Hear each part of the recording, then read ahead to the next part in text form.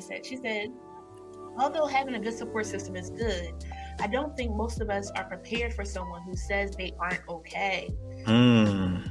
So if somebody does say they are not okay, what are some words that one can give to them to help them to find support, things that sort of like beginner one-on-one to be able to help them because they're not professionals in the area to really handle, oh, I really wanted to do X, Y, and Z, but like, oh, wait, I wasn't expecting that.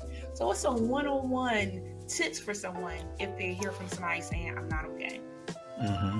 Practically, it is to tell the other person, I'm here for you, right? I know how simple that may sound, Mm-hmm. but that means so much to somebody when they're going through something, Yeah. you know.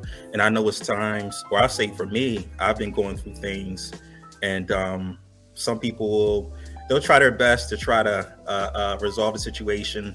Mm-hmm. They may put their own views on it. They Mm-hmm. may give you that advice that you didn't want to hear. Yeah. Um, but at the end of the day, what you really wanted sometimes is to just have that person there, to really just have them listen, Yeah. right? So being there for that person is Yeah. huge. Makes a world of difference. Mhm. What made you do the fitness? What was the thing for you to say, yes, this is what I want to do? Oh man, it was my brother. My brother inspired me. He's a personal trainer too, Mm-hmm. um, and his name's Isaiah, spelled the same and everything. Okay. Um, so with him becoming a trainer, that inspired me to want to become a trainer myself. Mm-hmm. Um, and I would say what made me stick with it was also learning statistics, learning that for people that look like me, the number one killer isn't murder.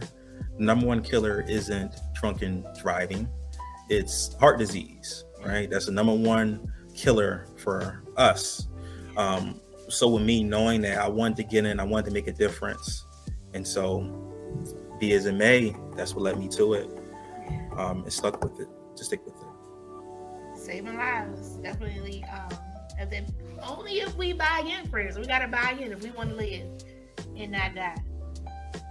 I mean, we will die eventually, but if we want to like live a little longer, we gotta be able to do these things to help ourselves, friends. That's right. That's good.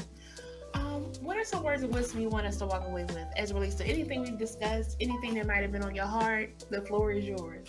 Mm. I would say have grace. Have grace with yourself, but also have that balance where you are holding yourself accountable. Because a lot of times grace can kind of you give yourself too much leeway, right? And next thing you know, months have passed. You haven't went to go see the doctors. You haven't been to the gym, Mm-hmm. right?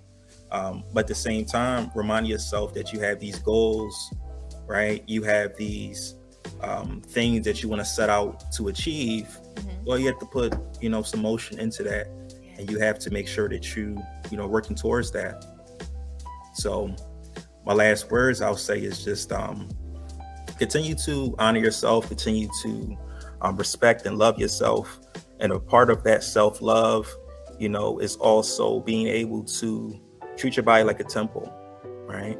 And we're not going to be perfect 24/7. I'm not perfect 24/7, but at the same time, you want to respect yourself.